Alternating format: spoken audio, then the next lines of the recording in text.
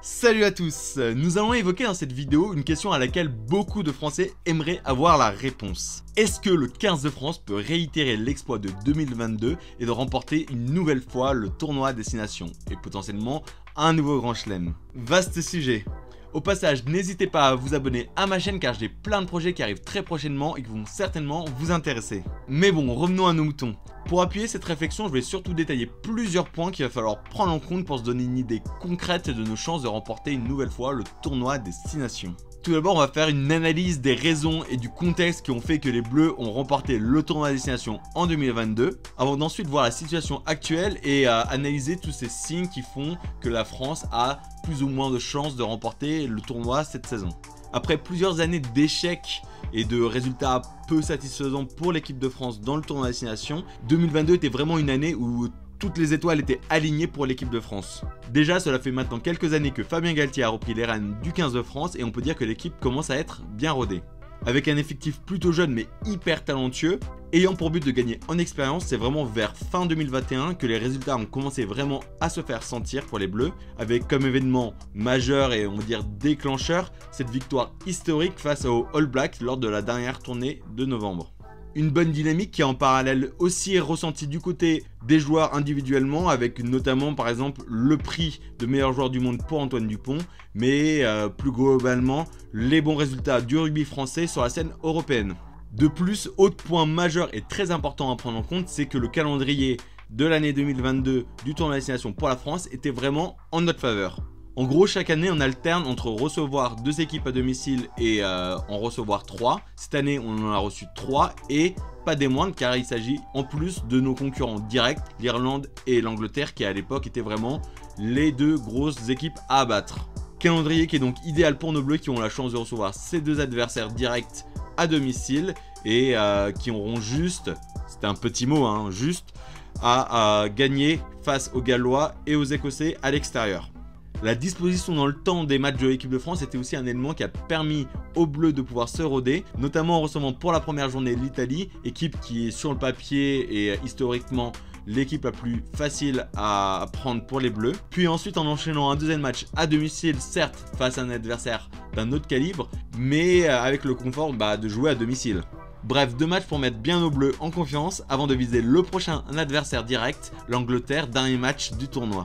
On remarque également que lors de ce tournoi 2022, des équipes qui habituellement nous causaient des soucis comme par exemple le Pays de Galles, vainqueur à plusieurs reprises du tournoi Destination lors de ces 10 dernières années, commençaient vraiment leur descente en enfer, faisant pour nous un adversaire, on va dire direct, en moins dans la course pour le Grand Chelem.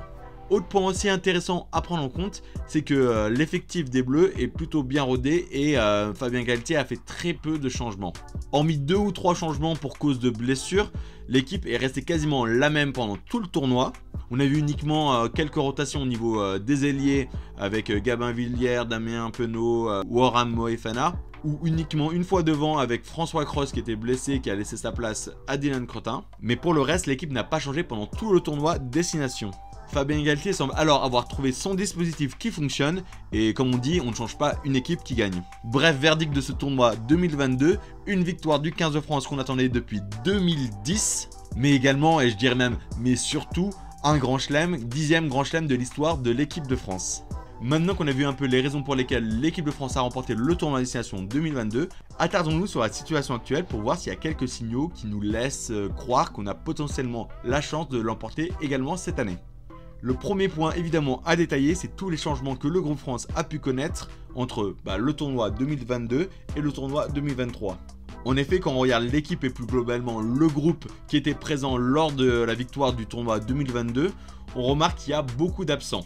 Des absents qui sont en grande partie dus à de nombreuses blessures. Cameron Wookie victime d'une fracture du scaphoïde, Maxime Lucu qui a un pépin à la cheville. Plusieurs blessures de longue durée pour Jonathan Lanty, Pierre Bourgarit, Peato Movaka, également Baptiste Couillou touché au niveau des cervicales, ou encore des cadres qui ne sont pas encore remis comme par exemple Gabin Villière ou Jean-Baptiste Gros. Du coup, Fabien Galtier et son staff ont dû faire tourner l'effectif du groupe France. Dernièrement, ils ont donc sorti la liste des 42 joueurs pour préparer le tournoi Destination. Je vous laisse la regarder plus en détail si vous souhaitez. Liste dans laquelle on pourra observer notamment l'arrivée de 8 nouveaux visages à 0 sélection. Toujours dans cette volonté de construire une équipe très jeune avec beaucoup de potentiel, 8 petites pépites ont été appelées que je vais vous présenter. Nolan Le Garec, demi-mêlée du Racing 92, c'est un jeune demi-mêlée qui a énormément de potentiel, qu'on a vu notamment pas mal de fois avec le Racing s'illustrer avec des gestes techniques assez impressionnants et qui fera certainement beaucoup de bien à ce groupe France. Autre cartouche potentielle au poste de demi-mêlée et pas des moindres, c'est le jeune Léo Colli du MHR. Joueur qu'on a beaucoup vu briller en Pro D2 où il a notamment remporté le prix de révélation de Pro D2 mais également le prix de meilleur joueur de Pro D2. Du côté des jeunes, on a deux petites recrues qui ont même pas 20 ans mais qui ont un potentiel de malade. Les trois quarts polyvalents de la section paloise Emilien Galton et de l'Union Bordeaux-Bègles Louis Biel-Biarré. On voit ensuite l'arrivée de joueurs qui n'ont pas démérité de leurs résultats actuels, comme par exemple Ethan Dumortier qui est l'un des meilleurs marqueurs, si ce n'est je crois le meilleur du top 14 actuellement, ou le troisième ligne Paul Boudéante qui est en ce moment très bon avec le Stade Rochelet, et le centre du Stade Français Julien Delbuy qui performe aussi avec son équipe. Dernière recrue à 0 sélection, c'est l'arrière de l'Union Bordeaux-Bègles, Romain Buros, qui n'est pas totalement nouveau car il a déjà été appelé dans l'équipe pour la préparation des tests match avec l'équipe de France, mais qui n'a jamais été aligné en match, ce qui explique le fait qu'il ait 0 sélection.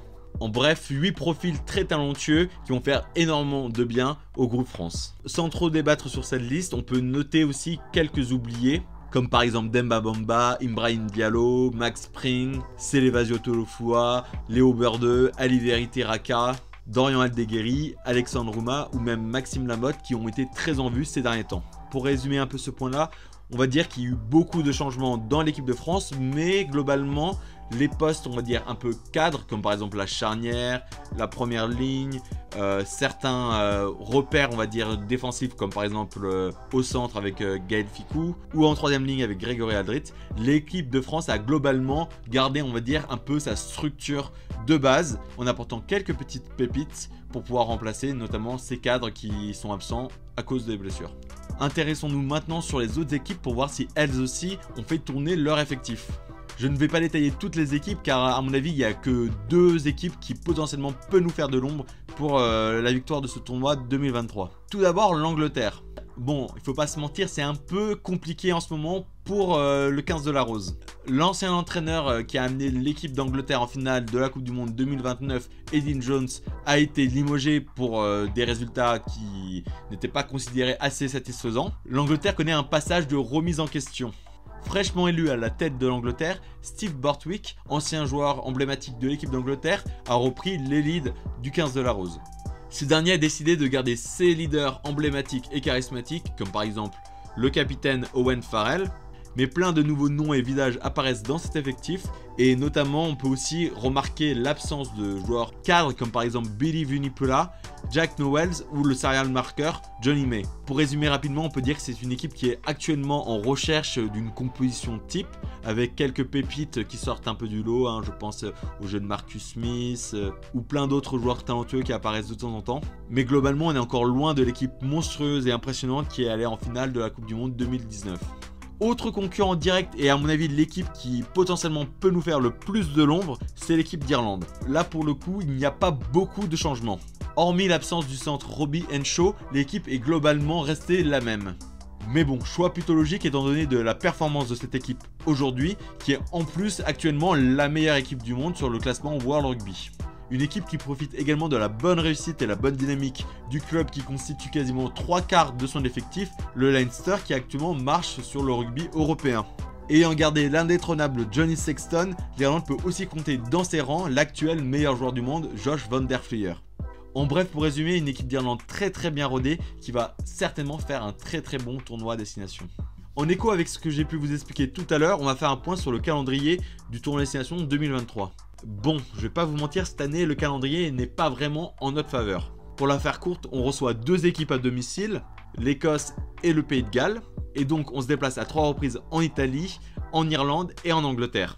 Si on prend en compte l'importance de jouer un match à domicile ou à extérieur, il faut dire que c'est pas forcément très réjouissant pour l'équipe de France, car on va devoir jouer nos 2 concurrents directs, l'Irlande et l'Angleterre, chez eux.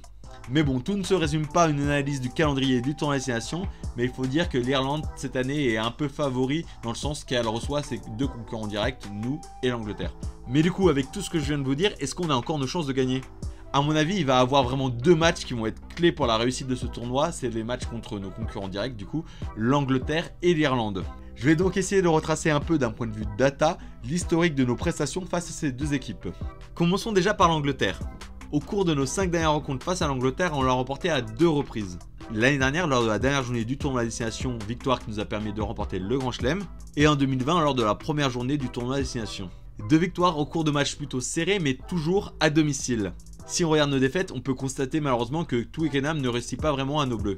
Mais bon, encore une fois, je vous rappelle que l'équipe d'Angleterre a perdu vraiment de son niveau d'antan et que potentiellement, en vue du contexte actuel, c'est peut-être bien cette année que l'équipe de France peut remporter un match à Twickenham. Regardons maintenant du côté de l'Irlande. Au cours de nos 6 dernières rencontres, on est sur un 3-3. Les 3 derniers matchs ont été remportés par l'équipe de France. Et surtout, et c'est peut-être là que c'est le plus encourageant, en remportant notamment une victoire chez eux. Car oui, même si ça a été serré, en 2021, l'équipe de France a battu l'Irlande 13-15 chez eux.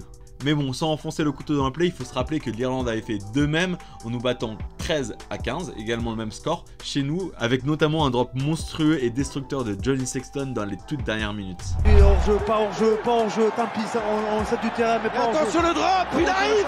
Le drop de Jonathan Sexton. Oh, son photo qui passe, c'est terrible, terrible. Il est là, Jonathan Sexton à la dernière seconde crucifie l'équipe de France. Que c'est dur, c'est terrible, terrible. Si on regarde un peu le niveau des scores, c'est toujours très serré face à l'Irlande. Mais bon, comme j'ai pu vous l'évoquer, ce n'est pas impossible.